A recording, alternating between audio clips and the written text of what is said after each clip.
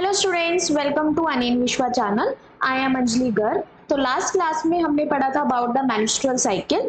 Menstrual cycle के अंदर देखा था हमने कि किस तरह से डिफरेंट फेजेस, डिफरेंट हॉर्मोन्स अपना रोल प्ले करते हैं ना ह्यूमन फीमेल।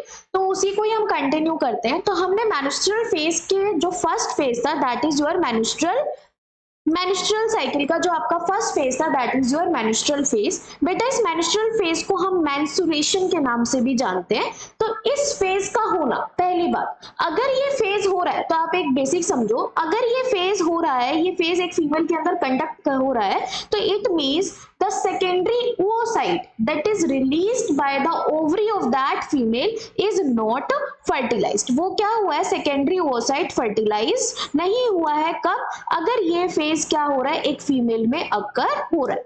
पर अगर ये फेज एक फीमेल के अंदर एब्सेंट है, दैट मीन्स उसका वन ऑफ द रीजन क्या है कि उसका जो ओवा है वो क्या हो चुका है, फर्टिलाइज्ड हो चुका है।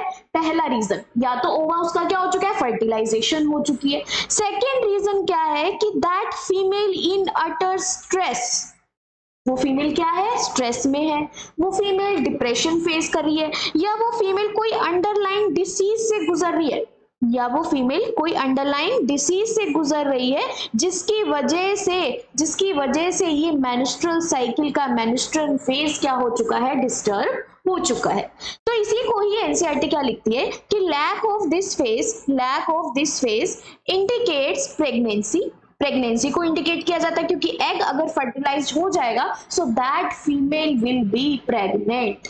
सेकेंड रीजन क्या है, पुअर हेल्थ का होना या फिर स्ट्रेस का होना। ये मेंस्ट्रुएशन वाले फेज को क्या कर देता है, एक ह्यूमन फीमेल में स्टॉप कर देता है। लैक का मतलब स्टॉप, प्रेजेंस ना होना। Next, this phase only comes when secondary oocyte is failed to fertilize। मतलब जब ओवम फर्टिलाइज नहीं होता तभी ये फेज क्या होता है, कंडक्ट होता है एक मेंस्ट्रुअल साइकिल के अंदर। नहीं तो वहीं से ल्यूटियल फेज मेंटेन रहेगा। और एक फीमेल कब तक मेंटेन रहेगा, जब तक एक फीमेल अपनी प्रेगनेंसी के लास्ट मंथ या पार्चुरेशन तक नहीं पहुंच जाती, अगर हम एक हेल्दी फीमेल की बात करें। नेक्स्ट, उसके बाद सो द ल्यूटियल फेज क्या होएगा, कन्वर्ट हो जाएगा किसमें, मेंस्ट्रुअल फेज में। और मेंस्ट्रुअल फेज का मतलब क्या है, shed of endometrium and secondary oocyte।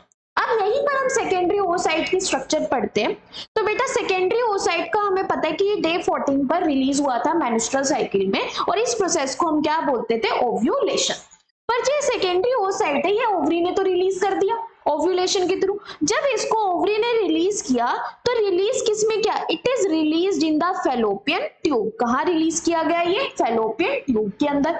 ये जो फैलोपियन ट्यूब है, फैलोपियन ट्यूब का कौन सा पार्ट ओवा को एक्सेप्ट करता है या ओवम को एक्सेप्ट करता है, दैट इज इन्फंटिबुलम पार्ट। जो ये इन्फंटिबुलम पार्ट है बेटा, इस इन्फंटिबुलम का पार्ट की जो एक्सटेंशंस थी, याद आया, that extensions are called फिम्ब्राई।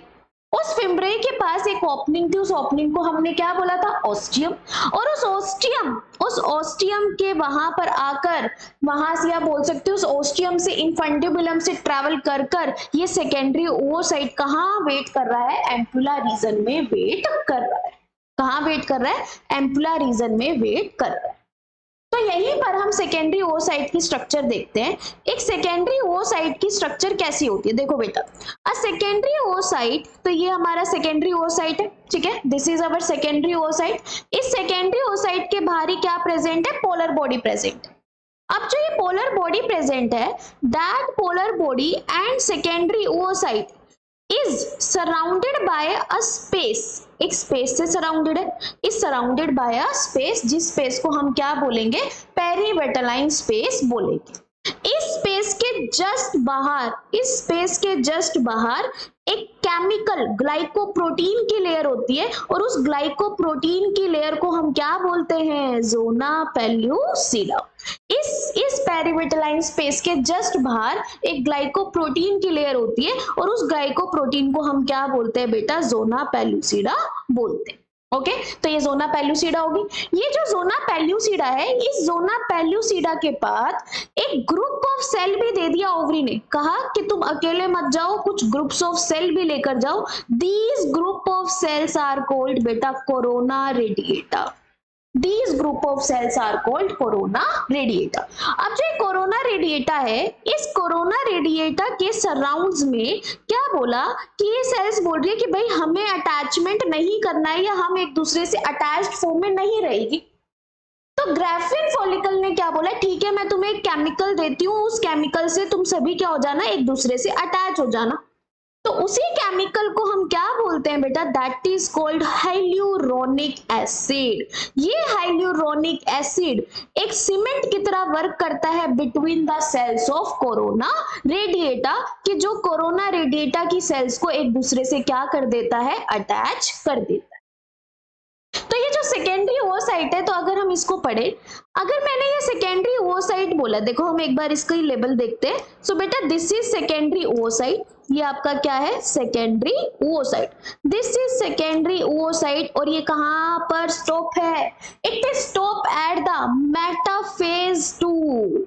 It is stop at the metaphase 2। अरे मैम इसमें ऐसा क्या था, चलो बेटा हम इसका न्यूक्लियस बनाकर देखते हैं अंदर कि इसमें क्या क्या प्रॉब्लम रह गई थी। तो इसका न्यूक्लियस जब हम बनाते हैं, तो ये हमने इसका न्यूक्लियस बनाया। सो दिस न्यूक्लियस हैविंग, यहाँ पर क्या प्रेजेंट होंगे, सेंट्रियोल्स। यहाँ पर क्या प्रेजेंट है, सेंट्रियोल्स। तो ये जो सेंट्रियोल्स प्रेजेंट है, यहाँ पर सेंट्रियोल्स प्रेजेंट है, तो इस सेंट्रियोल से क्या रिलीज हुए होंगे, the centrioles will having spindle fibres.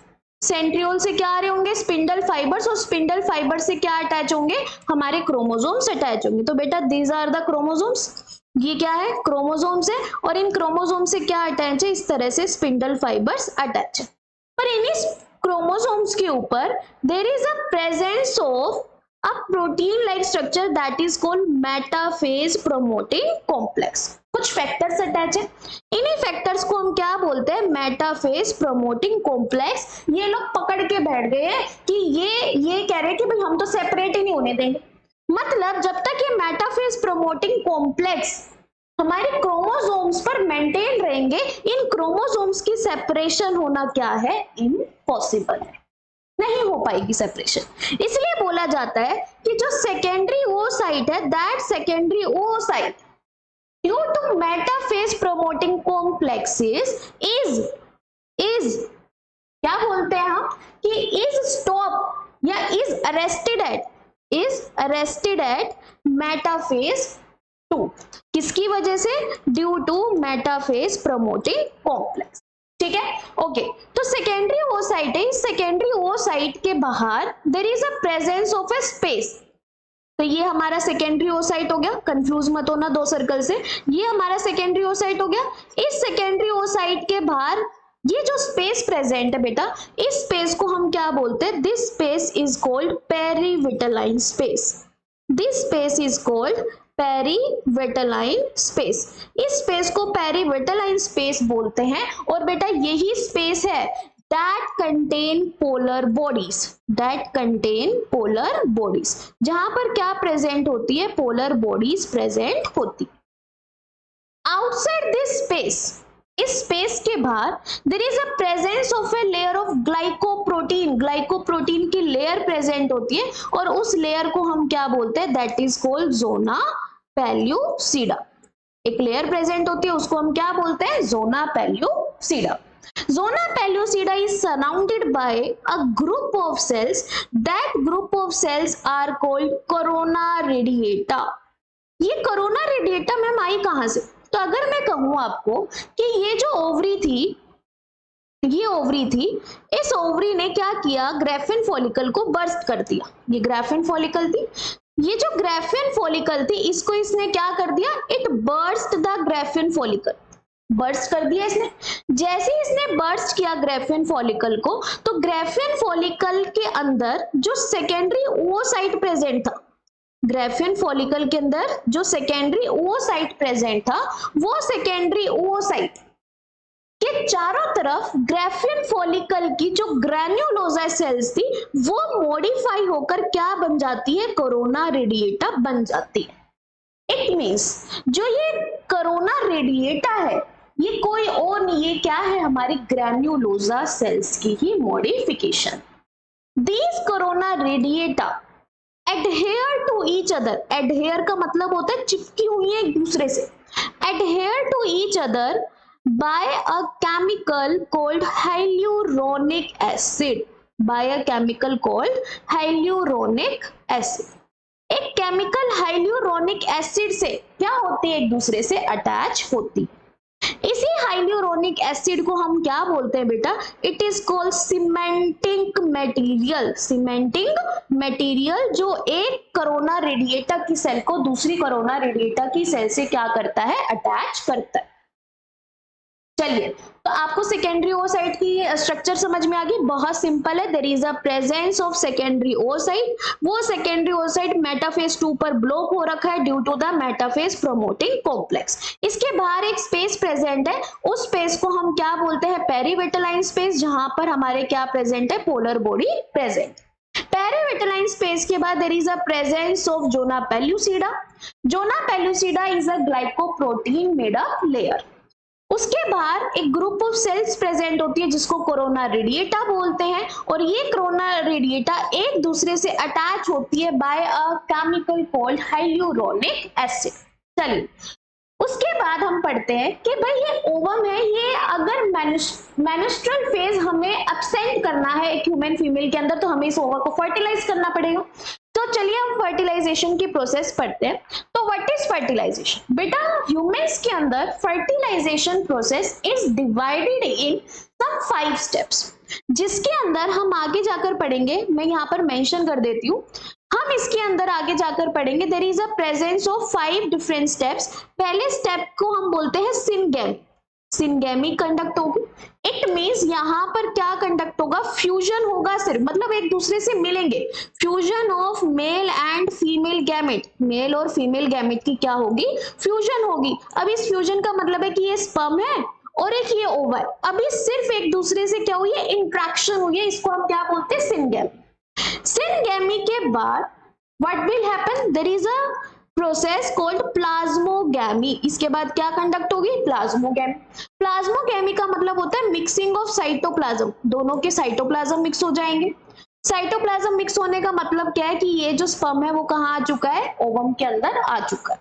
Next उसके बाद कैरियोगैमी। कैरियोगैमी से नाम ही पता है सबको कि कैरियोगैमी का मतलब क्या होता है, देयर इज मिक्सिंग ऑफ या there is a fusion of nucleus. There is a fusion of nucleus. Fusion of nucleus किसका, मेल और फीमेल गैमेट। कैरियोगैमी के बाद there is a process called amphimixis. Amphimixis का मतलब क्या होता है बेटा, एम्फीमिक्सिस का मतलब होता है जैसे यहाँ पर क्या हो गया, न्यूक्लियस की फ्यूजन होगी, there is a fusion of nucleus of male and female gamete. Amphimixis का मतलब होता है न्यूक्लियस की फ्यूजन के बाद क्रोमोसोम्स का मिल जाना, मेल और फीमेल गैमेट के क्रोमोसोम्स का मिल जाना, उसको हम क्या बोलते हैं, एम्फीमिक्सिस बोलते हैं। तो इसको हम क्या बोलते हैं, एम्फीमिक्सिस को, मिक्सिंग ऑफ क्रोमोसोम्स। किसके क्रोमोसोम्स का मिक्स हो जाना, मेल और फीमेल गैमेट के क्रोमोसोम्स का मिक्स हो जाना। अब जैसे ही मिक्सिंग हो जाएगी तो लास्ट हमारा क्या आ जाएगा, फॉर्मेशन ऑफ जाइगोट। क्या आ जाएगा, फॉर्मेशन ऑफ जाइगोट। फाइनली क्या बन जाएगा, एक जाइगोट फॉर्म्ड हो जाएगा। तो जाइगोट बनते ही हम क्या बोलेंगे, द फर्टिलाइजेशन इज कंप्लीटेड। तो what is fertilization, the fusion of male and female gamete that produces a diploid zygote is called fertilization। अब ये जो फर्टिलाइजेशन है, इस फर्टिलाइजेशन की डेफिनेशन तो आपको समझ में आ गई। इसका मतलब क्या है, fusion of male and female gamete to produce ovum, it is called, और to produce zygote it is called fertilization। इसको हम क्या बोलते हैं, फर्टिलाइजेशन बोलते हैं। अब fertilisation in humans is only occur कब होगा, जब स्पर्म और ओवा रीच करेंगे एम्पुलर जंक्शन पर, जहां पर सेकेंडरी ओसाइट प्रेजेंट है, साइमल्टेनियसली का मतलब एट द सेम टाइम। तो इसी प्रोसेस का सबसे पहला इवेंट हम पढ़ते हैं कि reaching of sperm towards the ovum. Reaching of sperm towards the ovum का मतलब क्या है कि स्पर्म का ओवम तक पहुंचना, towards the ovum. So this is ovum, ये ओवम है जो प्रेजेंट है एम्पुला इस्थमिक जंक्शन पर, या एनसीईआरटी के अकॉर्डिंगली एम्पुला रीजन में ये क्या है present. Okay, this is secondary oocyte present at the ampulla region. Ampulla region में प्रेजेंट है बेटा, दिस इज यूट्रस, ये यूट्रस है, and this is vagina, this is vagina, and यहाँ पर क्या प्रेजेंट है, there is a presence of vaginal orifice, this is a vaginal orifice, ये वेजाइनल ऑर्फिस है।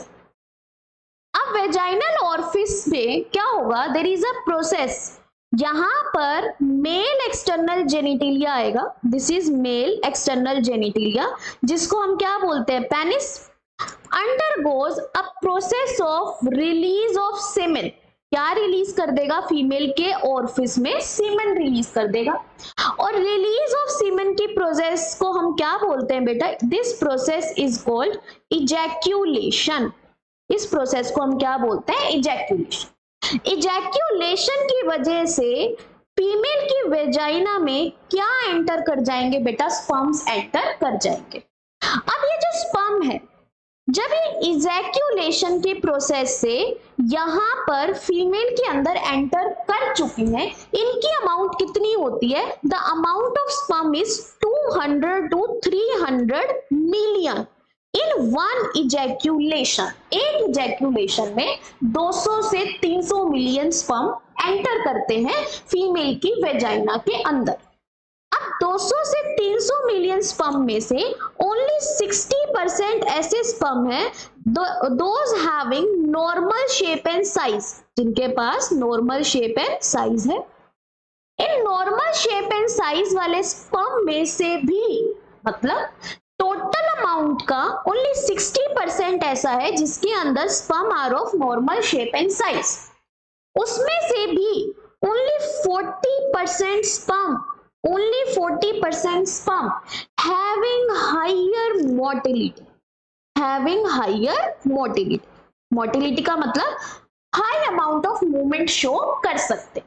अब ये जो higher motility की amount है that is around बेटा only 72 million, मतलब 200 to 300 मिलियन में से ओनली 72 मिलियन ऐसे स्पर्म है जिनके पास मोस्ट प्रोबेबल चांस है to move towards the secondary oocyte या to move towards the ovum. Okay, इतना समझ में आ गया। अब जो ये 40% है, ये 40% के पास हायर मोटिलिटी तो है, पर अगर आपको याद हो कि एपिडिडाइमिस में हमने इसके ऊपर कैपेसिटेशन रिएक्शंस, मतलब इस स्पर्म के ऊपर हमने कोलेस्ट्रॉल को जमा कर दिया था, इस स्पर्म के ऊपर हमने किसको जमा कर दिया था, कोलेस्ट्रॉल को जमा कर दिया था टू स्टॉप इट्स मोटिलिटी।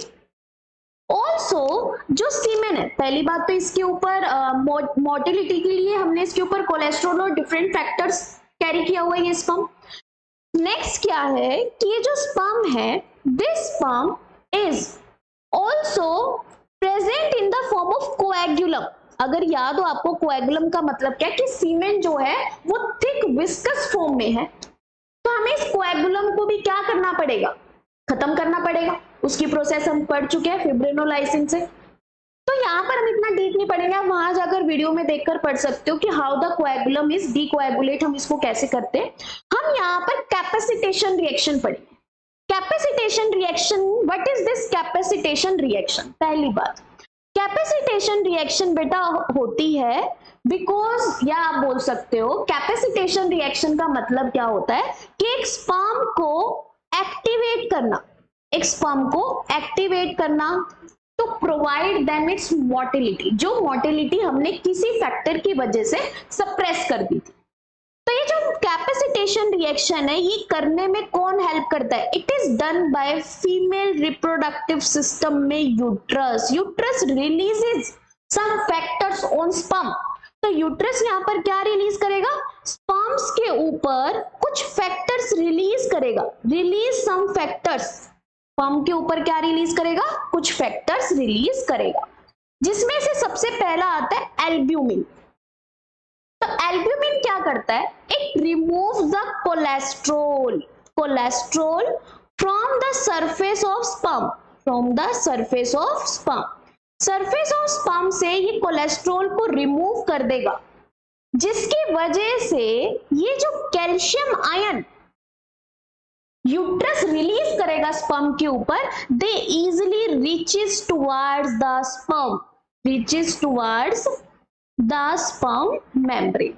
अब जैसे ही कैल्शियम आयन स्पर्म मेम्ब्रेन पर क्या हुए, रिलीज हो गए, they help in regain the motility of the sperm, regain the motility of sperm, sperm की जो motility है वो क्या आ गई, regain हो गई। नेक्स्ट उसके बाद uterus also releases some substances that involve in promoting the decapacitation, मतलब कुछ ऐसे फैक्टर जो चाहते ही नहीं कि स्पर्म एक्टिव हो, तो उन फैक्टर्स को सप्रेस करने में भी किसका हाथ है, फीमेल के यूट्रस का हाथ है। वो कुछ ऐसे सब्सटेंसेस रिलीज करता है जो डीकैपेसिटेशन वाले फैक्टर्स को क्या कर देते हैं, डिग्रेड कर देते हैं या सप्रेस कर देते हैं। तो जैसे कैपेसिटेशन रिएक्शन से स्पर्म क्रॉस होते हैं, they move towards the fallopian tube and reaches towards the secondary oocyte। अब जैसे ही सेकेंडरी oocyte पर रीच कर जाएंगे तो वहां पर next event occur acrosomal reactions, वहां पर क्या कंडक्ट होगी, एक्रोसोमल रिएक्शंस कंडक्ट होगी। अब ये एक्रोसोमल रिएक्शंस क्या है बेटा, देखो These एक्रोसोमल रिएक्शंस को समझने से पहले आपको पता होना चाहिए एक्रोसोम क्या है।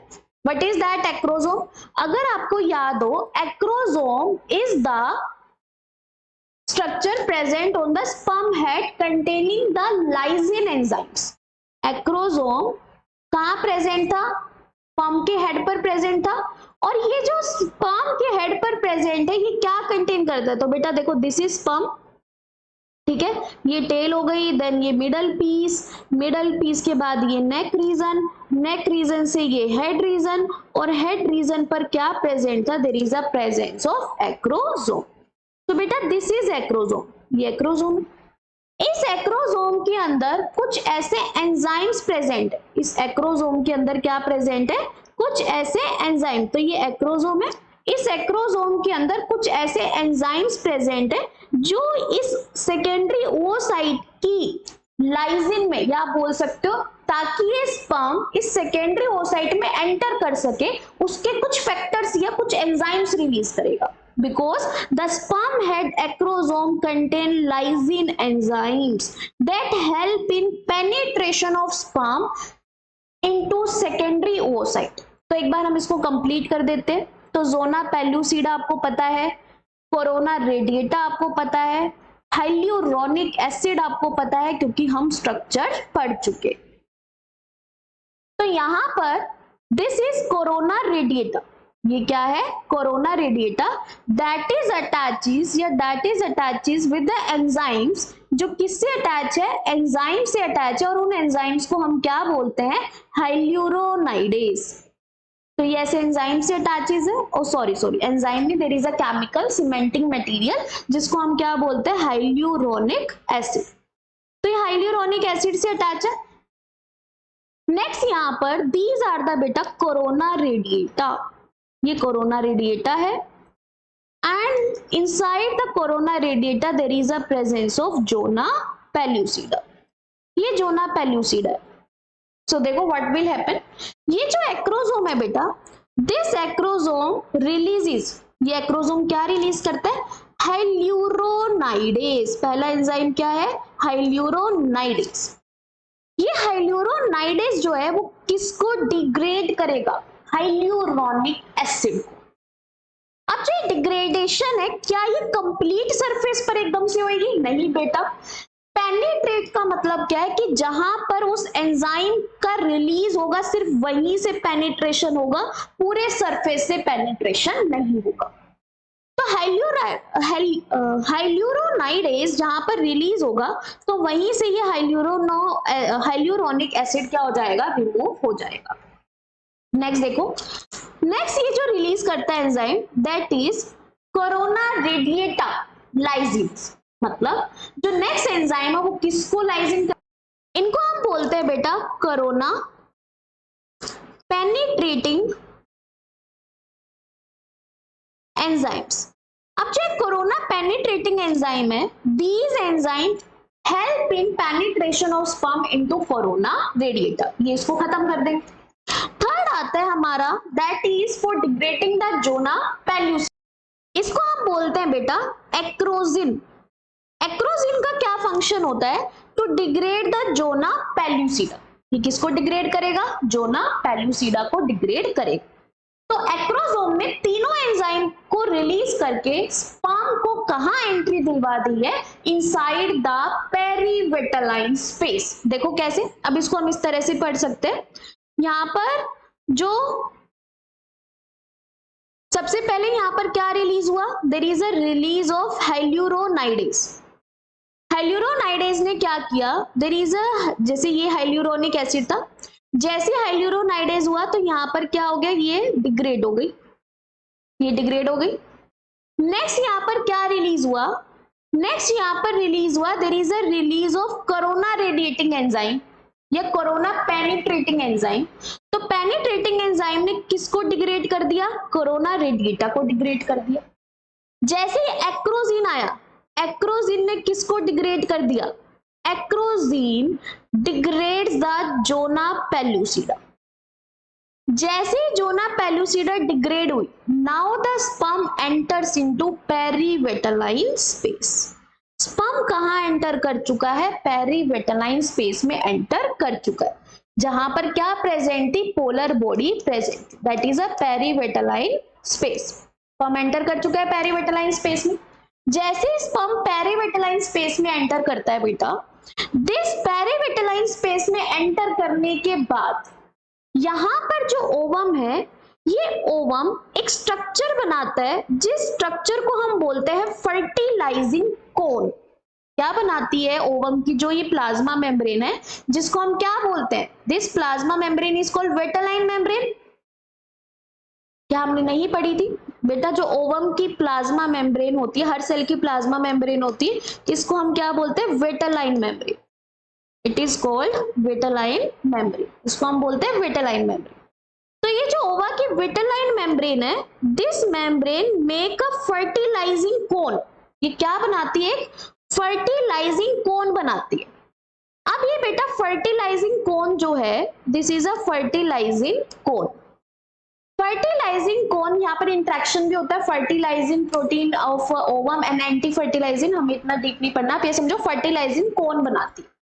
जैसे ही फर्टिलाइजिंग कोन स्पर्म के हेड से इंटरेक्ट करता है, जैसे फर्टिलाइजिंग कोन स्पर्म के हेड से इंटरेक्ट करता है, देयर हैपेंस सर्टेन रिएक्शंस, जिनको हम क्या बोलते हैं? जोना रिएक्शंस एंड कॉर्टिकल रिएक्शंस। कब होती है रिएक्शंस? जैसे ही जो स्पर्म का हेड है वो फर्टिलाइजिंग कोन से क्या कर जाता है? इंटरेक्ट कर जाता है। अब ये इंटरेक्ट कर गया, इंटरेक्ट करते ही व्हाट विल हैपेंस कि जैसे ही इंटरेक्ट करता है तो इस प्लाज्मा मेम्ब्रेन में प्रेजेंट, देखो अगर हम इसको ऐसे पढ़ते कि ये सेकेंडरी ओसाइट की विटेलाइन मेम्ब्रेन हो गई और यहां पर क्या डेवलप हुआ था? फर्टिलाइजिंग कोन बना था। इस फर्टिलाइजिंग कोन से स्पर्म का हेड इंटरेक्ट कर रहा था। जैसे स्पर्म का हेड इंटरेक्ट किया तो इस मेम्ब्रेन में प्रेजेंट सोडियम चैनल्स, इस मेम्ब्रेन में प्रेजेंट क्या? Sodium channels. तो इस मेम्ब्रेन में जो सोडियम चैनल्स प्रेजेंट थे, दो सोडियम चैनल्स विल एक्टिवेट। तो अगर आप मेम्ब्रेन की पोलैरिटी जानते हो तो बाहर क्या होता है? पॉजिटिव। बाहर की पोलैरिटी क्या होती है? पॉजिटिव, और अंदर की नेगेटिव। तो जैसे यहाँ पर फर्टिलाइजिंग कोन से इंट्रैक्शन हुआ तो यहाँ पर क्या हुआ? There is a influx of sodium ions. Influx किसका हुआ? सोडियम आयन का। तो जैसे सोडियम आयन का इनफ्लक्स हुआ, so the depolarization of membrane starts. बाहर से नेगेटिव चार्ज और अंदर से पॉजिटिव चार्ज। तो पहला यहाँ पर क्या हुआ कि जैसे ही फर्टिलाइजेशन कोन से इंट्रैक्शन हुआ, so there is a depolarization of membrane. क्या हो गया? Depolarization of vitelline membrane. Vitelline membrane का क्या हो गया, डीपोलराइजेशन हो गया। अब जैसे ही डीपोलराइजेशन हुआ, डीपोलराइजेशन होना किसका, विटेलाइन मेम्ब्रेन का, कहा जाता है zona reaction. And this depolarisation stops the further entry of other sperms, further entry of other sperms, other sperms की एंट्री को ये रोक देगा और इसी को ही हम क्या बोलते हैं, प्रिवेंशन फ्रॉम पोलीस्पर्मी, प्रिवेंशन फ्रॉम पोलीस्पर्मी। पोलीस्पर्मी से प्रिवेंशन करना कि एक ओवम को एक ही स्पर्म क्या कर सके, फर्टिलाइज कर सके। अब जो स्पर्म सबसे पहले इस फर्टिलाइजिंग कोन से अटैच कर जाएगा, वो एकदम से यहाँ पर क्या होगी, डीपोलराइजेशन होगी विटेलाइन मेम्ब्रेन की। आपको पता है न्यूरल इन्फ्लेक्सेस कितने फास्ट होते हैं, वेरी मिली सेकेंड्स में होते हैं।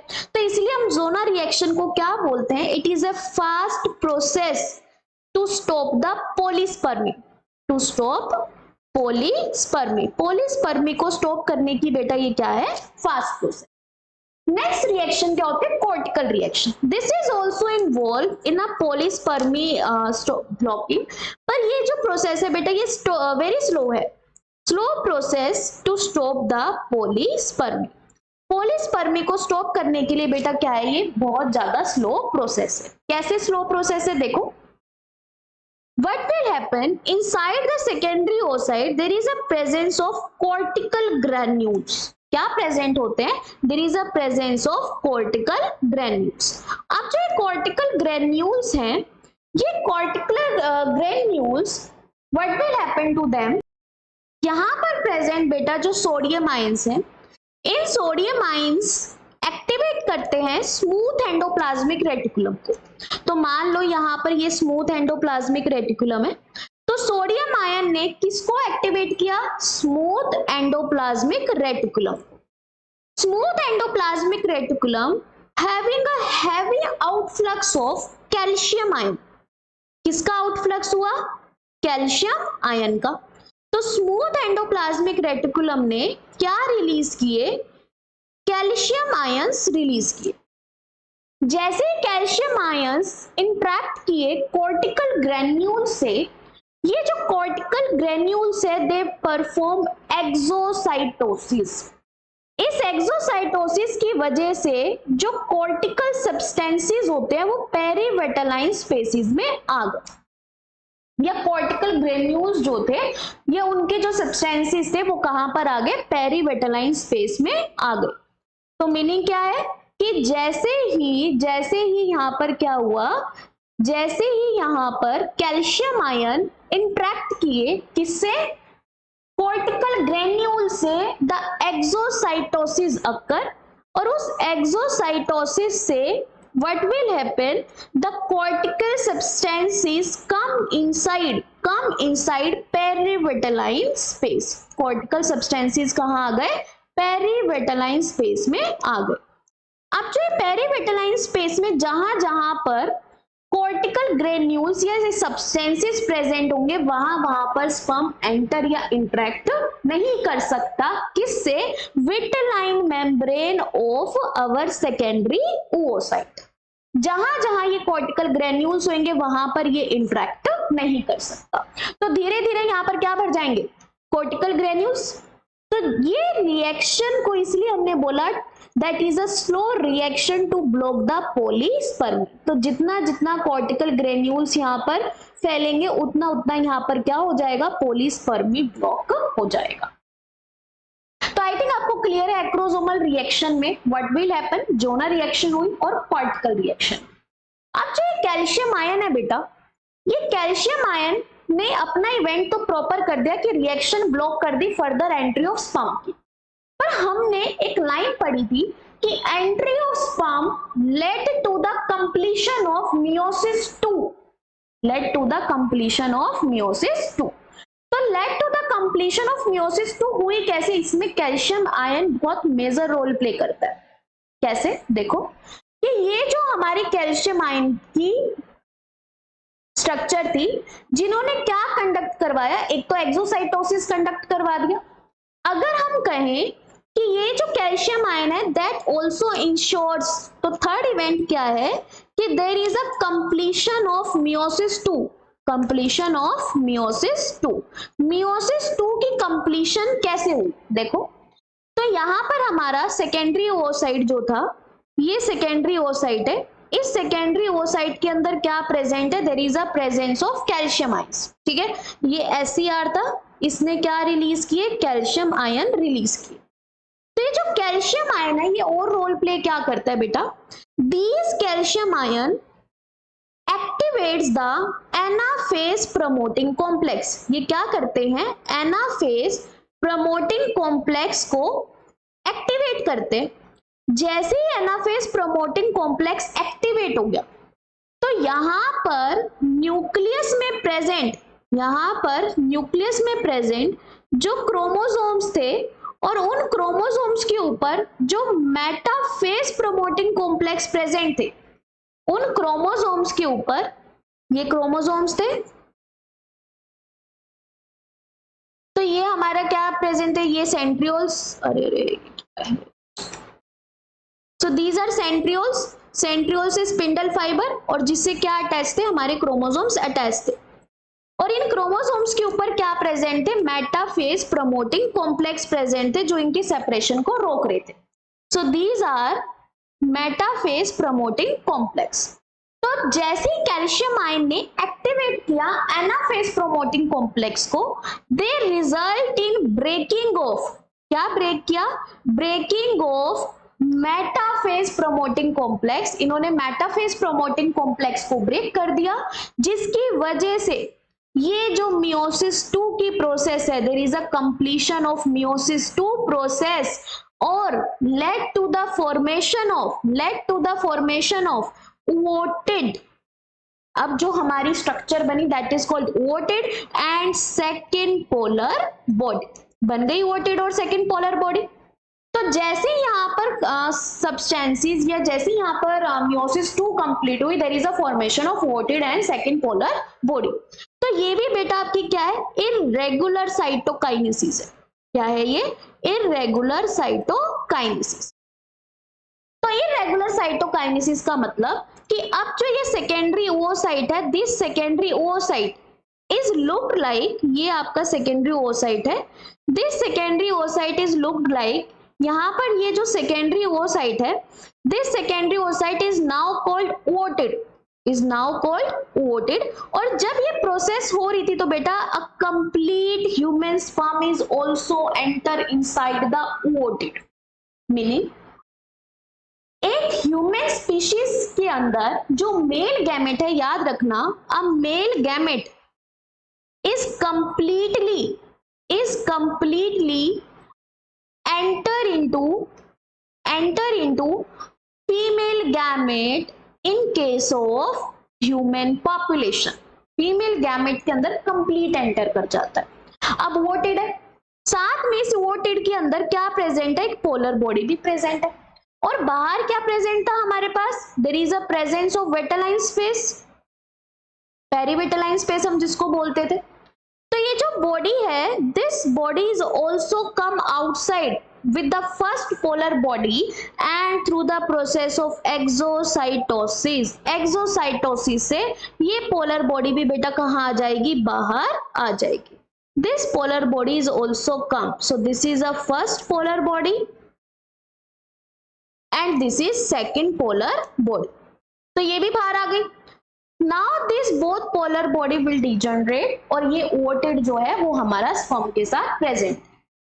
अब जब ये स्पर्म के साथ प्रेजेंट है, सो व्हाट विल हैपन, तो स्पर्म के साथ ये प्रेजेंट है तो फर्स्ट यहाँ पर क्या कंडक्ट होगी, plasmogamy.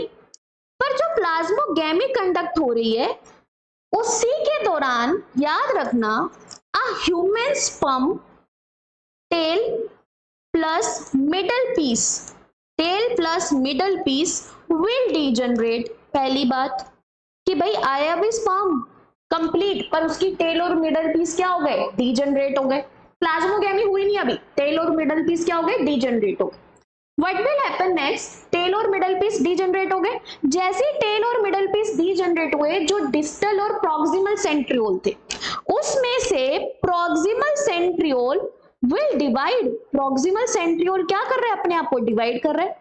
Proximal centriole will divide and form two centrioles, और ये सेंट्रियोल हेल्प करेंगे in a process of zygote division. मतलब एक ओटिड के पास खुद के सेंट्रियोल नहीं होते, ये सेंट्रियोल स्पर्म अपने साथ लेकर आया कि जब हमारी फ्यूजन होकर जाइगोट बनेगा तो हमें उसे तोड़कर ब्रेक करके एक कंप्लीट फिटस बनाना है, तो उसके लिए हमें सेंट्रियोल की जरूरत पड़ेगी। तो वो सेंट्रियोल मैं खुद लेकर आ रहा हूं। तो उसका जो प्रॉक्सिमल सेंट्रियोल होता है, क्रोमोजिमल लिख दिया भाई, तो उसका जो प्रॉक्सिमल सेंट्रियोल होता है वो प्रॉक्सिमल सेंट्रियोल क्या करता है, डिवाइड होता है और क्या प्रोड्यूस कर देता है, दो सेंट्रियोल प्रोड्यूस कर देता है जो जाइगोट के डिवीजन में काम आएगा। तो टेल और मिडल पीस डीजनरेट हो गए, तो वहां पर क्या हुआ, प्लाज्मोगैमी हुआ। What is the meaning of plasmogamy, तो ये हम पढ़ चुके हैं बेटा। तो वहां पर क्या हुई, प्लाज्मोगैमी। तो प्लाज्मोगैमी जैसी हुई तो वहां पर क्या होगा, फिर fusion of nucleus, karyogamy. Karyogamy होने के बाद मिक्सिंग ऑफ क्रोमोसोम और फाइनली क्या बन जाएगा, जाइगोट बन जाएगा। अब जो जाइगोट बना है, that zygote having the centrioles, उसके पास जो सेंट्रियोल्स है वो किसके डिवीजन से आए, प्रॉक्सिमल की डिवीजन से आए। और वो जो सेंट्रियोल्स है बेटा वो किसके सेंट्रियोल्स है, दे बिलोंग टू, यहां पर मार्क करके लिखना, the centriole for zygote came from sperm या फिर मेल गैमेट। सेकेंड, अगर आपने नोटिस किया कि माइटोकॉन्ड्रिया है, ये जो माइटोकॉन्ड्रिया बेटा ये बहुत यूनिक रोल प्ले करता है जब आप हायर क्लासेस में पढ़ोगे, क्योंकि इसके पास डबल स्ट्रैंडेड डीएनए होता है और वो जो डबल स्ट्रैंडेड डीएनए के जीन्स है वो हमारी बॉडी या हमारी सेल्स के अंदर बहुत अच्छा खासा रोल प्ले करते हैं। तो क्या हमारे पास जो ये माइटोकॉन्ड्रिया के अंदर प्रेजेंट जीन्स है, क्या ये मिक्सिंग वाले जीन्स है हमारे पास, क्या स्पर्म और फीमेल का माइटोकॉन्ड्रिया या ओवम और स्पर्म का दोनों माइटोकॉन्ड्रिया मिक्स हो गए थे? नहीं, हमने अभी पढ़ा कि स्पर्म का जो माइटोकॉन्ड्रिया वो डीजनरेट हो जाता है। इट मींस हमारी बॉडी के अंदर जो माइटोकॉन्ड्रिया प्रेजेंट है वो किसका प्रेजेंट है, हमारी मदर का प्रेजेंट है। तो हमारे माइटोकॉन्ड्रिया के अंदर जो जीन्स है, जिस जीन से डिफरेंट एक्टिविटीज कंडक्ट होती है, वो किसके ऊपर डिपेंड करती है, एक मदर के माइटोकॉन्ड्रिया, एक मदर के जीन्स के ऊपर डिपेंड करती। चलिए, तो यहां तक आपको समझ में आ गया कि किस तरह से फर्टिलाइजेशन होती है। तो एक फर्टिलाइजेशन के दौरान अगर आपने नोटिस किया है कि a male is defining the sex of a child, क्योंकि अ मेल इज अ हेटेरोगैमेट। उसने दो तरह के स्पर्म बनाए, 22 plus X containing, 22 plus Y containing. पर जो फीमेल थी बेटा दैट इज होमोगैमेट, जिसने 100% हमारे क्या बनाए, 22 प्लस एक्स कंटेनिंग ओवम बनाया या ओवोटेड बनाया। ठीक है, नाउ जो ये मेल का स्पर्म है that containing 22 plus y fuses with 22 plus x, fuses with 22 plus x। तो जो हमारा क्रोमोसोम पेयर बने 23 पेयर, that is बेटा 44 plus xy, और xy sex chromosome gives the baby boy। वहीं पर जब x containing and x containing दोनों, क्योंकि स्पर्म क्या है, एक्स कंटेनिंग है और फीमेल का तो एक्स कंटेनिंग होता ही है। So there will be formation of 23 pair किसके, कंटेनिंग सेक्स क्रोमोसोम या sex pair of XX that give birth to the baby girl. तो ये सोसाइटी के अंदर मिथ होता है कि a female is responsible for a sex of the child. एक फीमेल रिस्पॉन्सिबल नहीं होती कि एक फिटस का सेक्स क्या होगा या एक चाइल्ड का सेक्स क्या होगा, it is depend upon the male. Okay, चलिए, तो our next topic is embryonic development. देखो, तो ये जो एम्ब्रियोनिक डेवलपमेंट है बेटा, हाउ इट अकरिंग, तो हमारा क्या डेवलप हो चुका है, there is a formation of zygote, हमारा जाइगोट बन चुका है and that zygote is single cell. ये जो जाइगोट है ये हमारा कैसा है, सिंगल सेल स्टेज है। तो ये जो जाइगोट डेवलपमेंट है, दिस जाइगोट डेवलपमेंट एक जाइगोट का एक मल्टी सेलुलर एम्ब्रियो में, एक मल्टी सेलुलर एम्ब्रियो या फिटस के अंदर कन्वर्ट हो जाना, उसको हम क्या बोलते हैं, एम्ब्रियोनिक डेवलपमेंट बोलते हैं, या हम आगे जाकर उसको गेस्टेशन बोलेंगे। So these are the stages we are going to learn about. तो यहां पर क्या होता है कि एक जाइगोट है, स्ट्रक्चर जाइगोट है, प्रोसेस क्या होगी, ये जो जाइगोट है बेटा, this zygote will undergo mitosis, क्या करेगा, ये माइटोसिस करेगा। पर ये जो माइटोसिस है, it is a unique kind of mitosis, इसलिए हम इसको क्या नाम देते हैं, इट इज कॉल्ड क्लेवेज। अरे मैम ये माइटोसिस है पर आप इसको क्लेवेज क्यों बोल रहे हो, ऐसा क्या है इसके अंदर? तो माइटोसिस और क्लेवेज के अंदर क्या डिफरेंस है, आप इसको ऐसे समझो कि एक माइटोसिस होती है, एक माइटोसिस है, उस माइटोसिस के अंदर हमारे पास 3 फेज आते हैं, या आप बोल सकते हो any cell division is divided into 2 broader phase, जिसको हम इंटरफेज बोलते हैं एंड एम फेज बोलते हैं। तो जो इंटरफेज है, this interphase complete into 3 phase, G1 phase, S phase and G2 phase, 3 phase में कंप्लीट होता है, जिसमें जो G1 और G2 फेज है बेटा, यहाँ पर क्या होता है, there is a increase of cytoplasm, यहाँ पर क्या होता है, साइटोप्लाज्म का इंक्रीज होता है। और जो ये S फेज है, यहाँ पर क्या होता है, there is a replication of DNA, यहाँ पर क्या होता है, रेप्लिकेशन ऑफ डीएनए। तो G1 and G2 phase related to increase in size, जो G1 है और ये जो G2 है, सॉरी G1 और जो G2 है, वो किससे रिलेटेड होते हैं, इंटरफेज में जो हमारी सेल है उसका साइज इंक्रीज करने से रिलेटेड होता है। तो अगर मैं कहूँ यहाँ पर कि जो क्लीवेज है, that cleavage process doesn't increases या डजंट इंक्रीजेस देयर साइज, और वो परफॉर्म नहीं कर रही है G1 and G2 phase, G1 और G2 फेज यहाँ पर क्या है, एब्सेंट है। तो ये जो क्लेवेज की जो माइटोसिस हो रही है, जिसके अंदर सिर्फ S फेज है और क्या प्रेजेंट है, हमारा M फेज प्रेजेंट है। अरे मैम ये S फेज और M फेज ऐसा क्यों? क्योंकि अगर मैं यहाँ पर आपको कुछ सेल्स बनाकर दिखाऊं, जैसे मान लो ये जाइगोट हो गया, तो यहाँ पर हमने क्या देखा कि it is a single cell, ये सिंगल सेल थी जाइगोट, इस जाइगोट ने डिवीजन की, पर डिवीजन करते हुए बेटा इसकी डिवीजन ऐसे ही हो गई, there is a no increase in size. 1 cell से बनी तो 2 सेल, रहा तो पैटर्न माइटोसिस का, 2 से कितनी सेल बन गई, there is a formation of 4 cell. पर क्या साइटोप्लाज्म का साइज इंक्रीज हुआ, नहीं हुआ। और साइटोप्लाज्म का साइज कौन से फेजेस में इंक्रीज होता है, हमारा G1 और G2 phase. So it means cleavage is a process in which there is a S phase and the M phase is present, and here the nucleocytoplasmic ratio will increase, क्या कर जाता है, nucleocytoplasmic ratio increase कर जाता है। What is nucleocytoplasmic ratio, nucleus का content बेटा बढ़ता जा रहा है और साइटोप्लाज्म रिमेन कांस्टेंट, तो साइटोप्लाज्म कांस्टेंट रहेगा, ये बढ़ता जाएगा, तो हम क्या बोलेंगे, न्यूक्लियोसाइटोप्लाज्मिक रेशियो विल इंक्रीज। चलिए, तो ये जो एम्ब्रियोनिक डेवलपमेंट है, इसमें हमें समझ तो आ गया कि ये जाइगोट्स का एक एम्ब्रियो में कन्वर्ट होना through a process called cleavage. Cleavage की क्या स्पेशलिटी है, there is only S and M phase होता है।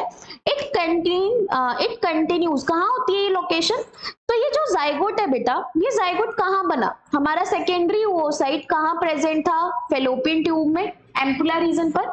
तो यहीं पर फर्टिलाइजेशन होकर क्या बन गया, जाइगोट बन गया।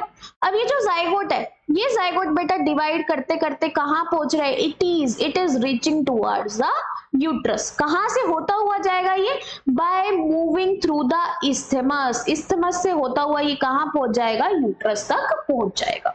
तो लोकेशन क्या है, it continues at zygote move through isthmus towards uterus. तो जाइगोट जो सिंगल सेल है वो क्लीवेज प्रोसेस से एक मल्टी सेलुलर एम्ब्रियो बनकर कहां पहुंचेगा, एक यूट्रस के अंदर पहुंचेगा। तो यहाँ पर ये क्या है, यूनिसेलुलर है, एक सिंगल सेल है, पर जब ये स्ट्रक्चर यूट्रस में पहुंचेगी तो ये कैसी स्ट्रक्चर होगी, एक मल्टी सेलुलर स्ट्रक्चर होगी। तो कोई आपसे पूछे what is the difference between cleavage and mitosis, तो आपको पता है ये जो क्लेवेज है, पहले यहां पर देखो, this cleavage having short interface only S phase is present, यहां पर सारे फेजेस प्रेजेंट होते हैं। यहां पर अगर मैं कहूं कि जो डिवीजन होकर, जैसे मान लो एक सेल से दो सेल बनती है तो हम इनको डॉटर सेल बोलते हैं, तो जाइगोट में हम इनको क्या बोलते हैं, ब्लास्टोमेयर्स। अगर हम जाइगोट की सेल्स का नाम क्या रखें, दीज सेल्स आर कॉल्ड ब्लास्टोमेयर्स, इनको हम क्या बोले, ब्लास्टोमेयर बोले। तो क्या यहाँ पर ब्लास्टोमेयर्स जो है उनका साइज कांस्टेंट रह रहा है हर डिवीजन में। अगर हम सेल डिवीजन देखें, एक सेल से दो सेल बन गई, फिर इससे दो सेल, तो हर फेज में क्या है, there is a maintained nucleocytoplasmic ratio. पर वहीं पर क्लेवेज है जिसके अंदर न्यूक्लियोसाइटोप्लाज्मिक रेशियो जो है वो क्या है, इंक्रीज हो रहा है, क्योंकि यहाँ पर कोई भी साइटोप्लाज्म में इंक्रीज देखने को नहीं मिल रहा है। तो हम क्या बोलते हैं कि in cleavage newly form cells are called blastomeres, और यहाँ पर हम उसको क्या बोलते हैं, डॉटर सेल बोलते हैं। साइज ऑफ ब्लास्टोमेयर डिक्रीज करता जाएगा, जबकि size of daughter cell remain same. यहाँ पर अगर आप देखो क्लेवेज की जो प्रोसेस होती है बहुत फास्ट होती है, तो oxygen consumption is very high and it is a fast process and it is occurring in the zygote. यहाँ पर क्या है, ऑक्सीजन कंजप्शन लो है तो ये स्लो प्रोसेस है हमारी as compare to cleavage and it is occur in the body cell. चलिए अब हम पढ़ते हैं स्टेजेस ऑफ द, ये क्लेवेज के अंदर कैसे स्टेजेस आते हैं। देखिए इस डायग्राम से आपको क्लियर हो जाएगा यहाँ पर क्या प्रेजेंट है, there is a presence of, ये क्या प्रेजेंट है, हमारा सेकेंडरी ओसाइट प्रेजेंट है। इस सेकेंडरी ओसाइट में फर्टिलाइजेशन हुआ, तो फर्टिलाइजेशन से अब यहाँ पर एनसीईआरटी इसको कैसे डिनोट कर रही है, जाइगोट से, क्योंकि जैसे ही जाइगोट के अंदर फर्स्ट क्लेवेज हुई there is a formation of two cell embryo, इसको हम क्या बोलेंगे, two cell embryo, this is two cell embryo. ये जो टू सेल का एम्ब्रियो है इसके अंदर हर एक सेल को बेटा हम क्या बोलेंगे, ब्लास्टोमेयर, क्या बोलेंगे हम, ब्लास्टोमेयर। अब जो ये ब्लास्टोमेयर है, टू सेल से कितनी सेल की हो जाएंगी, these are further divided and become 4 cell embryo, ये 4 सेल वाला एम्ब्रियो बन जाएगा, और डिवाइड करेगा तो ये क्या बन जाएगा, 8 सेल वाला एम्ब्रियो। 8 सेल वाले एम्ब्रियो के लिए हम बेटा एक वर्ड यूज करते हैं दैट इज कॉल्ड मोर्यूला। मोर्यूला वर्ड जो है वो रिलेटेड है एक मलबेरी फ्रूट की डेवलपमेंटल जो स्टेज आती है बेटा, वो भी सिमिलरली ही हमें दिखती है। तो मलबेरी फ्रूट की जो डेवलपमेंट है उसी के अकॉर्डिंगली यहाँ पर क्या नाम रख दिया गया, मोर्यूला नाम रख दिया गया। तो दिस मोर्यूला इज 8 सेल स्टेज। अब यही मोर्यूला जब 16 सेल का हो जाए तब भी हम उसको क्या बोलेंगे, मोर्यूला। तो it means morula is denoted to 8 to 16 cell stage. तो 8 to 16 सेल स्टेज को हम क्या बोलते हैं, मोर्यूला बोलते हैं। पर जैसे ही मोर्यूला, देखो this is a 16 cell stage morula, ये 16 सेल स्टेज मोर्यूला है। जैसे 16 सेल स्टेज मोर्यूला बना, आप ये सोचो कि this is reaches at just near to the uterus, uterus के पास पहुंच चुका है। अब जो ये मोर्यूला के अंदर जितने भी बेटा ब्लास्टोमेयर्स आपको दिख रहे हैं, दीज आर द ब्लास्टोमेयर्स, जितने भी आपको ब्लास्टोमेयर्स दिख रहे हैं दे अंडरगो रीअरेंजमेंट, ये क्या हो जाएंगे, रीअरेंज हो जाएंगे। तो what is a rearrangement of blastomeres, यहां देखो ये हमारी क्या स्टेज है, there is a stage, this is a stage of the morula. तो कैसी स्टेज है ये, मान लो 16 सेल स्टेज है, यहाँ पर सारी की सारी ब्लास्टोमेयर्स क्या थे, सर्कुलर थे, ठीक है। नेक्स्ट उसके बाद क्या होगा, अगर मैं कहूं up to this stage our complete structure is still surrounded by zona pellucida, पूरी की पूरी स्ट्रक्चर हमारी अभी भी किससे सराउंडेड है, जोना पेल्यूसिडा से सराउंडेड है। पूरी की पूरी structure is surrounded by still zona pellucida. और ये अंदर क्या प्रेजेंट है, there is a presence of blastomeres, ठीक है भाई, ब्लास्टोमेयर्स प्रेजेंट है और surrounded by the zona pellucida. अब यहाँ पर क्या होगा बेटा, ये जो अंदर प्रेजेंट ब्लास्टोमेर्स है विल रीअरेंज, क्या करेंगे, रीअरेंज होएंगे, रीअरेंज होकर दो लेयर बनाएंगे जिसको आउटर लेयर को हम क्या बोलते हैं, that is called trophoblast. Rearrange होकर एक आउटर लेयर बनाएंगे जिसको हम बोलते हैं ट्रोफोब्लास्ट, और इनर इनर एक लेयर, एक ग्रुप ऑफ सेल प्रेजेंट होगी जिसको हम क्या बोलते हैं, इनर सेल मास। पर ये ट्रोफोब्लास्ट वो शैतान है, ये बनते बनते अपने, ये जो ट्रोफोब्लास्ट वो शैतान क्यों है, आप इसको ऐसे समझो कि जब ये प्रेजेंट है, प्रेजेंट होते ही इसकी सेल्स ने क्या स्टार्ट कर दिया, it start releasing some nutritive material, या the cells become secretory, secretory होकर इन्होंने न्यूट्रिशन रिलीज करना स्टार्ट कर दिया। क्या स्टार्ट कर दिया, न्यूट्रिशन रिलीज करना स्टार्ट कर दिया, start releasing nutrition, start releasing nutrition. अब जैसे न्यूट्रिशन रिलीज करना स्टार्ट किया, उसकी वजह से जो इनर सेल मास की जो सेल थी वो एक कोने में जाकर इकट्ठी होने लगी। अब इसको ऐसे समझो कि ये जितनी भी ब्लास्टोमेर्स थी, यहां पर देखो ये ब्लास्टोमेर्स थी, अगर मैं इन कॉर्नर वाली ब्लास्टोमेर्स को फ्लैट सेल में बदल दूं, क्या कर दूं, इन कॉर्नर वाली ब्लास्टोमेर्स को कन्वर्टेड इनटू फ्लैट सेल्स, ये जो कोने में ब्लास्टोमेर्स थी इनको मैंने इस तरह से फ्लैट सेल्स में कन्वर्ट कर दिया। It means some of the blastomeres will become flat and arranged at the boundary, that blastomeres are called या forms a layer called trophoblast। अब जो रिमेनिंग सेल्स है वो और ज्यादा सर्कुलर होगी और उन सेल्स को हम क्या बोलते हैं, inner cell mass. So these are the inner cell mass. पर मैंने आपको बोला ये जो ट्रोफोब्लास्ट था ये शैतान था, इसने क्या स्टार्ट कर दिया, लिक्विड रिलीज करना स्टार्ट कर दिया। ये लिक्विड रिलीज किए जा रहा है और हमारी इनर सेल मास को क्या कर रहा है, पुश किए जा रहा है। ये रिलीज होता जा रहा है और हमारी इनर सेल मास को पुश करते करते वो एक कॉर्नर पर ले आता है और उस कॉर्नर पर हमारी सारी जो इनर सेल मास है वो इकट्ठी हो जाती है। So this a group of blastomeres present at a corner, ऐसे कॉर्नर जिसको हम बोलते हैं एम्ब्रियोनिक पोल, ऐसा पोल जहां पर हमारी एक्चुअल की सेल प्रेजेंट है और बेटा यही इनर सेल मास एक कंप्लीट फिटस को डेवलप करेगी जिसके बारे में हम पढ़ेंगे। This is inner cell mass. और जो ट्रोफोब्लास्ट ने लिक्विड बनाया, और जो ट्रोफोब्लास्ट ने लिक्विड बनाया उस लिक्विड को हम क्या बोलते हैं, या इस कैविटी को हम क्या बोलते हैं, it is called blastocoel. This cavity is called blastocoel, जहां पर ट्रोफोब्लास्ट का nutritive material present, and the complete structure is called blastocyst. A complete structure is called blastocyst. तो एक मोर्यूला का एक ब्लास्टोसिस्ट में कन्वर्ट हो जाना, इस दौरान ये जो स्ट्रक्चर है ये स्ट्रक्चर कहां मूव कर चुकी है, फैलोपियन ट्यूब से कहां मूव कर चुकी है, यूट्रस तक मूव कर चुकी है। सेकेंड ये क्या कर चुकी है, यहाँ पर प्रेजेंट, सेकेंड इसने क्या किया, यहाँ पर जो प्रेजेंट फैलोपियन ट्यूब में प्रेजेंट जो सेल्स है that is around 8 to 16 cell, पर ये यूट्रस के अंदर जब ये ब्लास्टोसिस्ट बना बेटा that is a 32 to 64 cell stage, it is 32 to 64 cell stage, बन गया ब्लास्टोसिस्ट। अब जो ये ब्लास्टोसिस्ट है बेटा ये यूट्रस में पहुंच चुका है, पहुंचते ही यहां पर present there is a presence of this endometrium, ये एंडोमेट्रियम है जो हमारी बहुत ज्यादा ग्लैंडुलर है। This endometrium is very much glandular, बहुत ज्यादा ग्लैंडुलर है। यहाँ पर क्या प्रेजेंट है, बहुत सारी ब्लड वेसल्स प्रेजेंट है, ये ग्लैंडुलर है और यहाँ पर क्या प्रेजेंट है, बहुत सारी इस तरह से ब्लड वेसल्स प्रेजेंट। तो दिस इज एंडोमेट्रियम, ये एंडोमेट्रियम है और यहां पर क्या प्रेजेंट है, एंडोमेट्रियम है ये, और यहाँ पर क्या प्रेजेंट है बेटा, बहुत सारी ब्लड सप्लाई प्रेजेंट है क्योंकि ग्लैंडुलर कर चुका है। कौन सा हार्मोन ग्लैंडुलर करता है इसको, प्रोजेस्टेरोन या एस्ट्रोजन, प्रोजेस्टेरोन। और प्रोलिफरेशन में कौन हेल्प कर रहा है, एस्ट्रोजन। तो यहाँ पर बहुत सारी ब्लड वेसल्स प्रेजेंट है, ये बहुत सारी ब्लड वेसल्स है।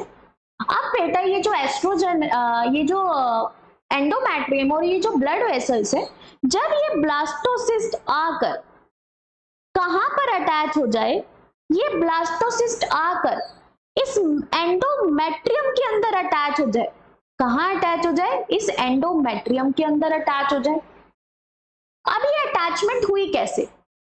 पहली बात, ये जो ब्लास्टोसिस्ट है it attaches and make the pregnancy possible only when it does attachment in endometrium, या इट डज, या आप बोल सकते हो कि जो ब्लास्टोसिस्ट है, ये ब्लास्टोसिस्ट अगर, वेट अ मिनट, अगर ये ब्लास्टोसिस्ट को एक सक्सेसफुल प्रेगनेंसी को कंडक्ट करना है तो it should attaches in the uterus, it should attaches in the uterus. तो ये जो ब्लास्टोसिस्ट है, blastocyst attaches in uterus at any location, पर मोस्ट फर्टाइल या मोस्ट अटैच जो लोकेशन होती है वो क्या होती है, fundus region of the uterus.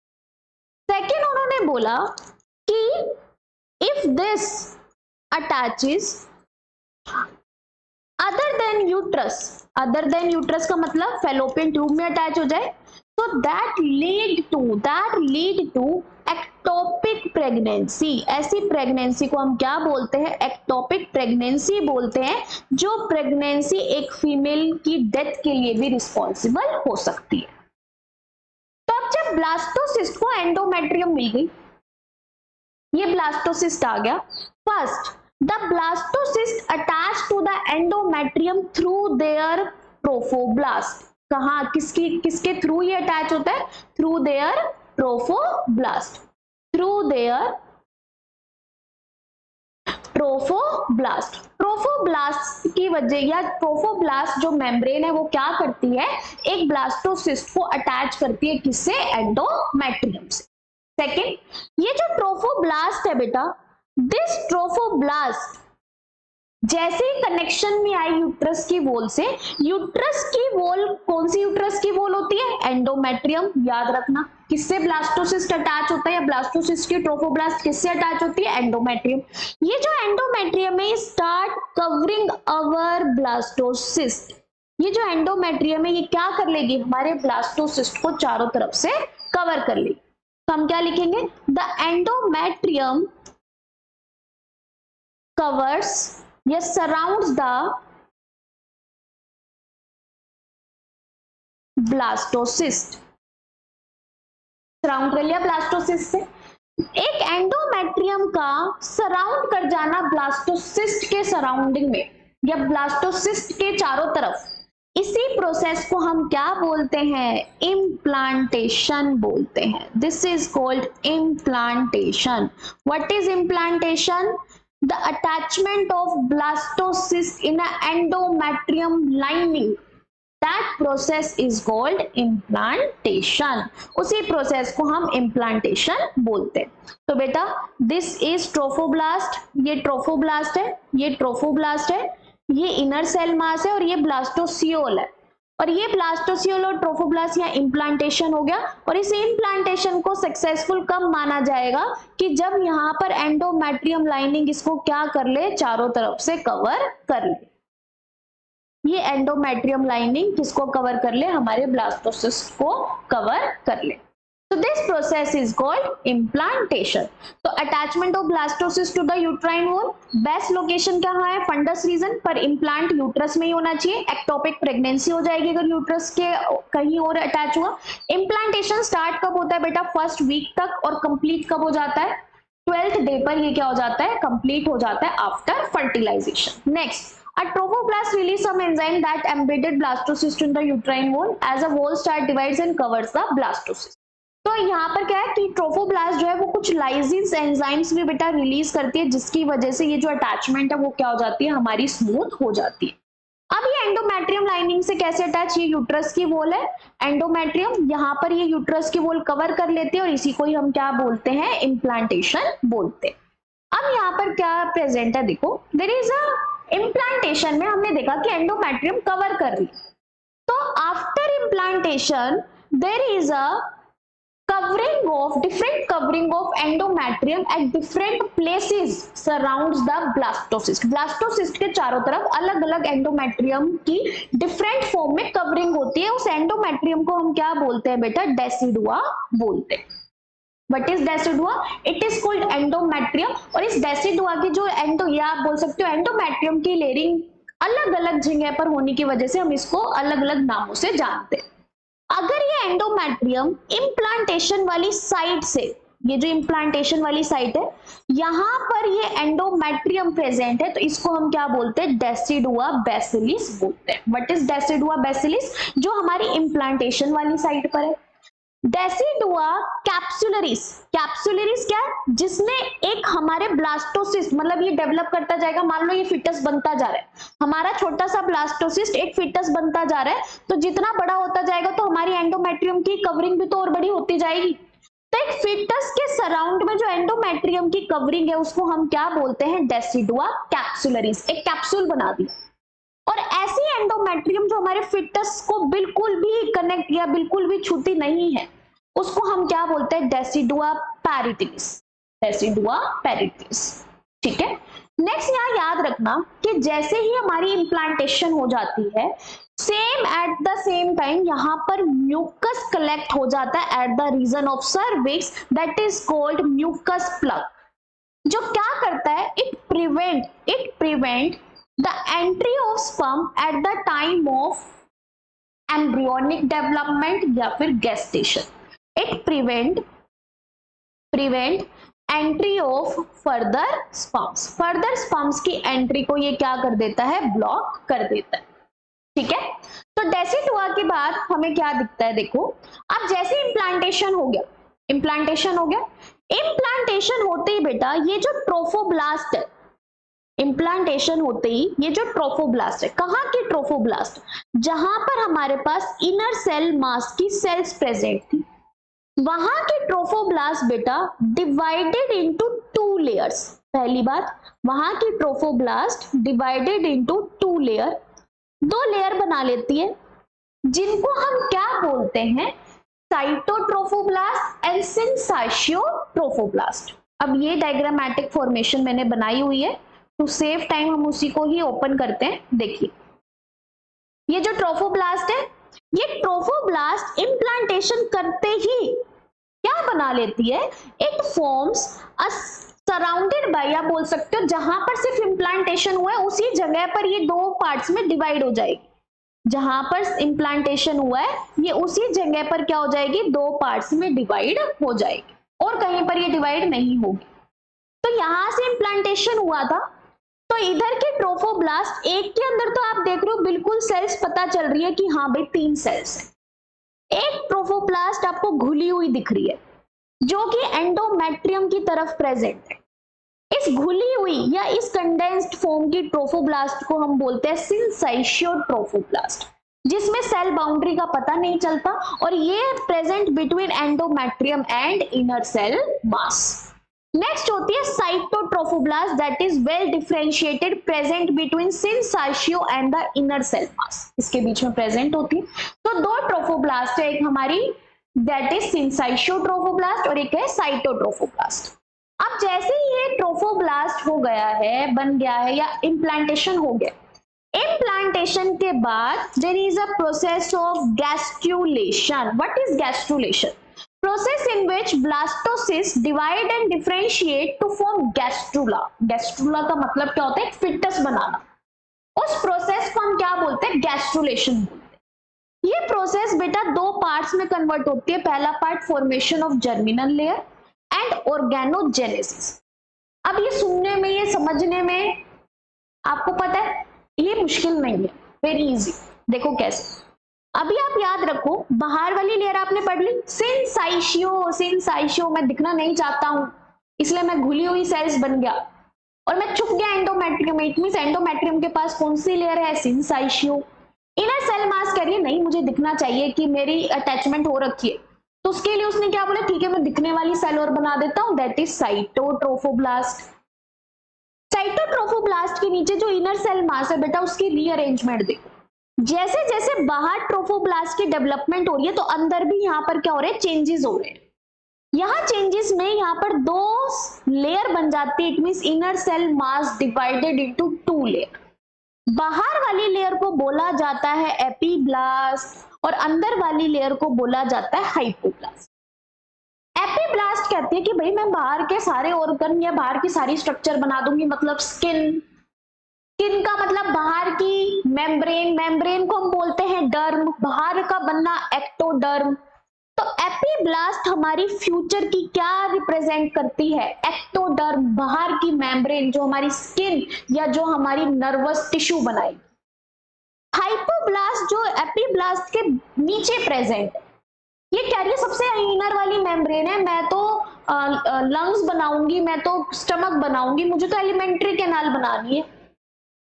सबसे इनर, एंडो, सबसे इनर वाली मेम्ब्रेन, मेम्ब्रेन को बोला डर्म, सबसे इनर वाली मेम्ब्रेन एंडोडर्म। तो हाइपोब्लास्ट हमारी फ्यूचर बनाने वाली है किसका? एंडोडर्म का।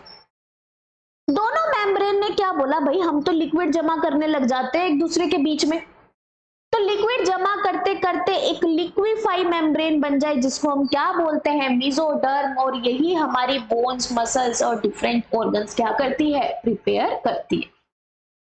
तो ये जो एपिब्लास्ट और हाइपोब्लास्ट है, इसको एनसीईआरटी क्या लिखती है? These are called embryonic disc. Embryonic disc क्यों बोला बेटा? बिकॉज इसी से क्या बनेगा? एक कंप्लीट एम्ब्रियो बनेगा। तो ये जो कंप्लीट एम्ब्रियो बन रहा है, ये कंप्लीट एम्ब्रियो कैसे बनेगा? देखने में डिफिकल्ट लग रहा है? बिल्कुल भी नहीं है। यहां देखो आप, हमने पढ़ लिया कि ये जो हमारी ट्रोफोब्लास्ट है ये इम्प्लांटेड है। इम्प्लांटेशन के बाद यहाँ पर इनर सेल मास में दो मॉडिफिकेशन हुई थी, एक तो बना था एपिब्लास्ट, एक बना था हाइपोब्लास्ट। ठीक है, अब एपिब्लास्ट कह रहा है भाई मेरे को तो डिवाइड होकर कवर कर लेना है जितना भी एरिया है, जितना भी यूटेरस का एरिया, क्योंकि यहाँ पर क्या प्रेजेंट है? अगर बेटा यहाँ पर इमेजिन करो, ये आप इमेजिन करो कि यहाँ पर हमारे इम्प्लांटेशन में इधर हमारी एंडोमेट्रियम प्रेजेंट है, तो ये कह रहा है कि मुझे तो सारा कवर करना है। कौन सी लेयर कह रही है? दैट इज अवर एपिब्लास्ट बोल रहा है कि मुझे तो जितनी लेयर है वो सारी की सारी कवर करनी है। दिस कवरिंग आउटसाइड, ये कवरिंग है। आपको याद हो कि हमारी, अगर बेटा मैं इसको थोड़ी सी मैग्नीफाई कर दूं,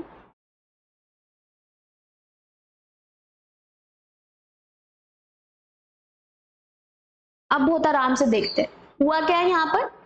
एपिब्लास्ट क्या है कि एपिब्लास्ट की जो हमारी मेम्ब्रेन थी, उस मेम्ब्रेन ने क्या बोला कि हम क्या कर लेते हैं भाई, इसको कवर कर लेते हैं। तो ये हमारी एपिब्लास्ट है। एपिब्लास्ट कह रही है कि मैं अपना डिवीजन कर रही हूँ और मैं इसको ऐसे कवर कर लिया पूरा, एपिब्लास्ट ने कवर कर लिया। और एपिब्लास्ट के नीचे यहाँ पर क्या प्रेजेंट है? There is a liquid present जिसको हम क्या बोलते हैं? That is called mesoderm. एक लिक्विड जमा किया था यहाँ पर, ये लिक्विड प्रेजेंट था। तो ये जो एपिब्लास्ट है, दिस एपिब्लास्ट बेटा प्लस मेसोडर्म, प्लस यहाँ पर जो मेसोडर्म है या मेसोडर्म बनने वाला जो मटेरियल है, या आप इसको बोल सकते हो कि जब इसने आउटर कवर कर लिया, इट इज कॉल्ड एक्टोडर्म। तो एक्टोडर्म बाहर हो और मेसोडर्म अंदर हो, दोनों मिलकर एक लेयर बनाते हैं जिसको हम बोलते हैं कोरियोन। लेयर का नाम क्या है? कोरियोन। वैसे ही अंदर जो हमारी हाइपोब्लास्ट प्रेजेंट थी, हाइपोब्लास्ट ने भी क्या कर लिया? पूरा डिवाइड कर लिया। डिवाइड करके अब इसको हम क्या बोलेंगे? एंडोडर्म। इसको हम क्या बोलेंगे? एंडोडर्म। तो ये जो एंडोडर्म है अंदर से और मेसोडर्म बाहर से, outer to mesoderm and inner to endoderm, ये दोनों मिलकर एक और लेयर, एक और मेम्ब्रेन बनाते हैं जिसको हम क्या बोलते हैं? एमनियोन। क्या बोलते हैं? एमनियोन। ये एमनियोन की जो ये सेल्स हैं, इन सेल्स को बेटा हम बोलते हैं एमनियो। इन सेल्स का amniogenic cell, these are called amniogenic cell. ये वही सेल है जो आगे हम एमटीपी में पढ़ेंगे, क्या बोलते हैं हम उसको, एमटीपी में हम रीड करेंगे जहां पर हम एबॉर्शन या फिर मेडिकल टर्मिनेशन ऑफ प्रेगनेंसी की बात करते हैं। तो ये है हमारी एमनियोजेनिक सेल्स। अब जो ये एमनियोजेनिक सेल्स हैं, तो इसको किसने बनाया? मेसोडर्म और एंडोडर्म ने। ये कह रही है भाई मेरे अंदर एक फ्लूइड भी प्रेजेंट है और ये फ्लूइड एक शॉक एब्जॉर्बर का काम करेगा। एमनियोन के अंदर जो ये फ्लूइड प्रेजेंट है, दिस इज कॉल्ड बेटा एमनियोटिक फ्लूइड। क्या बोलते हैं हम इसको? Amniotic fluid that is act as a shock absorber, act as shock absorber for developing embryo, for developing embryo. अब ये जो तीनों मेम्ब्रेन है बेटा, तीनों मेम्ब्रेन मिलकर क्या बना रही है? फिटस बना रही है या एम्ब्रियो बना रही है? ये हमारा क्या है? एम्ब्रियो दैट बाथ्स, ये हमारा फ्यूचर फिटस है जो बात करता है किसमें? एमनियोटिक फ्लूइड में, surrounded by amnion and Korean. किससे सराउंड करता है? एमनियोन और कोरियन। तो अगर हम यहाँ पर बात करें, दिस इज हमारी एमनियोन जो बनी हुई है किससे? एंडोडर्म और मेसोडर्म से, एंड दिस इज हमारी कोरियन जो किससे बनी हुई है? एक्टोडर्म और मेसोडर्म से। तो एक तरह से हमारा जो फिटस है वो दो मेम्ब्रेन से सराउंड कर रहा है, कोरियन और एमनियोन। साथ में यहाँ पर दो स्ट्रक्चर प्रेजेंट होती है जिसको हम क्या बोलते हैं? That is called allantois and the yolk sac. ये जो एलेंटोइस और योक सैक है बेटा, ये इस तरह से वर्क करते हैं, बनाए गए हैं एंडोडर्म और मेसोडर्म के द्वारा। सो दिस इज एलेंटोइस, अगर मैं इसको फिल कर दूं, sorry this is yolk sac, ये एक योक सैक है, और यहीं पर एक स्ट्रक्चर प्रेजेंट होती है that is called allantois. This is called allantois, ये क्या है? एलेंटोइस है, और ये क्या है? योक सैक है। This is yolk sac and this is allantois. So these are the two structures is formed by mesoderm plus endoderm. mesoderm और endoderm ये दो structures बनाते हैं। अब ये जो mesoderm endoderm दो structures बनाते हैं और यहाँ पर फिटस डेवलप कर रहा है, तो ये जो फिटस डेवलप कर रहा है तो इतनी सारी अंदर मॉडिफिकेशन आ रही है। पर अब तक हमने ट्रोफोब्लास्ट जो पढ़ा, अगर मैं यहाँ से ये एंडोमेट्रियम हटा दूं तो आप ये समझो कि यहाँ पर एंडोमेट्रियम प्रेजेंट है जहां पर ये क्या हो चुका है? इम्प्लांट हो चुका है। तो बाहर की ट्रोफोब्लास्ट दो पार्ट में डिवाइड हो गई थी, जिसमें हमें डिफरेंशिएशन पता है साइटोट्रोफोब्लास्ट, और जिसमें डिफरेंशिएशन नहीं पता उसको हमने क्या बोला था? सिंसाइशियोट्रोफोब्लास्ट। अगर मैं कहूं ये जो ट्रोफोब्लास्ट की सेल है, this trophoblast cell is divided, बहुत ज्यादा डिवाइड कर लेती है, इतना डिवाइड कर लेती है कि ये धंसने लग जाती है कहां पर? यूट्राइन वॉल, मतलब एंडोमेट्रियम के अंदर। They start embedded inside the endometrium. Start embedded inside the endometrium. Embedded करना स्टार्ट कर दिया कहां पर? एंडोमेट्रियम के अंदर, मतलब दिस इज कॉल्ड। अब ये लेयर कौन सी होगी? क्योंकि ट्रोफोब्लास्ट तो हमारी अटैच हो गई थी, साथ में कोरियन, तो हुआ क्या? कोरियन प्लस बाहर की ट्रोफोब्लास्ट मिलकर एक ये विलाई लाइक स्ट्रक्चर बनाते हैं, इसी को ही हम क्या बोलते हैं? Chorionic villi. This is called chorionic villi. A villi-like structure that these villi, NCERT क्या लिखती है? These villi embedded into the endometrium of uterine wall. The endometrium of uterine wall. Uterine wall की endometrium में ये क्या हो जाती है? Embedded हो जाती है। हो गई embedded। जब ये embedded हुई तो यहाँ पर सराउंडेड में क्या आ गई? यहाँ सराउंडिंग में हमारी क्या आ गई? एंडोमेट्रियम की सेल्स भी आ गई, या बोल सकते हो यूटराइन वॉल की भी सेल्स आ गई। तो इसके सराउंडिंग में यहाँ पर क्या आ गई? यूटराइन वॉल की सेल्स आ गई। तो क्या आपको एक इंटरडिजिटेड स्ट्रक्चर यहाँ पर दिखाई नहीं दे रही? जैसे हम फिंगर्स को लॉक कर लेते हैं दोनों हैंड्स की, तो this is the uterine wall, this is the uterine wall, और आगे हमारी क्या थी? Chorionic villi.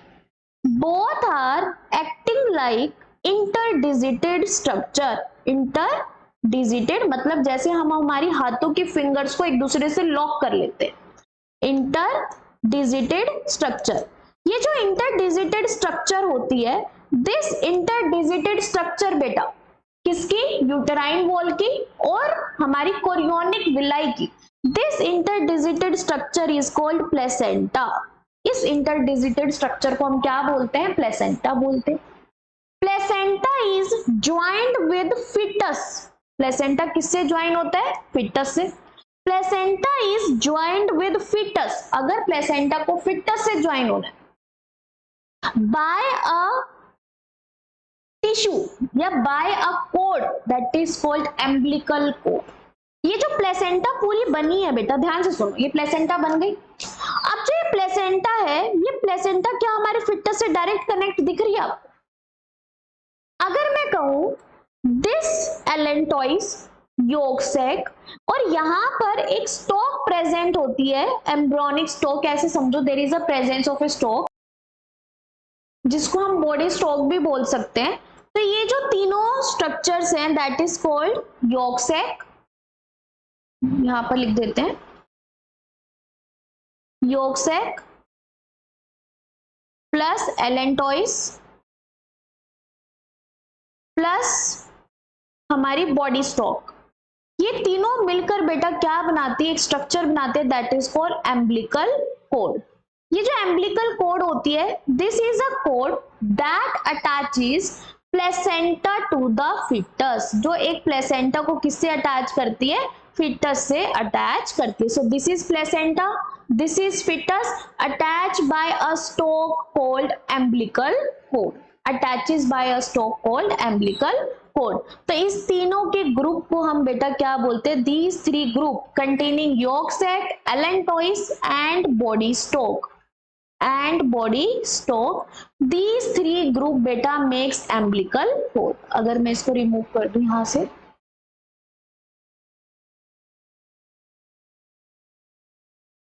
these three makes the umbilical cord।